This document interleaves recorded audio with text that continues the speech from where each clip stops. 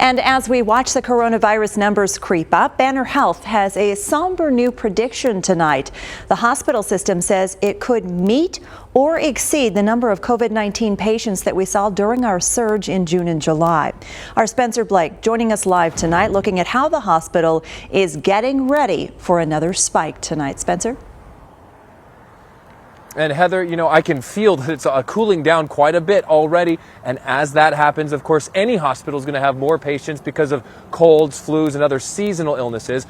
Well, Banner announced today that they do have the capacity to treat both COVID and non-COVID patients at their hospitals right now. But they are reopening some of the respiratory cohort units that they had been using in that spike in June and July, and then had closed down after the numbers started to level off.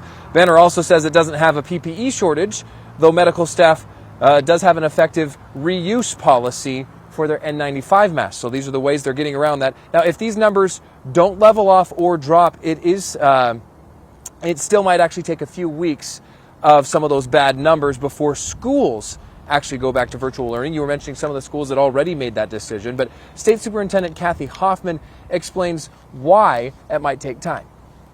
We don't want to see a yo-yo effect where one day a school is open, the next day it's closed, the next day it's open. We know that that causes a lot of challenges for families and unpredictability.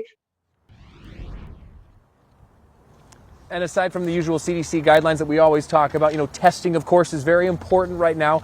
That's another thing Banner is preparing with. They say they have 4,000 tests available weekly at drive-up locations that will be available for people. Now, coming up tonight at 10, we're going to look a little bit into those school districts a little bit more and why school districts aren't always making the same decisions when it comes to restrictions and closures when there's an outbreak in a certain area. I'll have that in an hour. Live in Phoenix tonight, I'm Spencer Blake for Arizona's Family.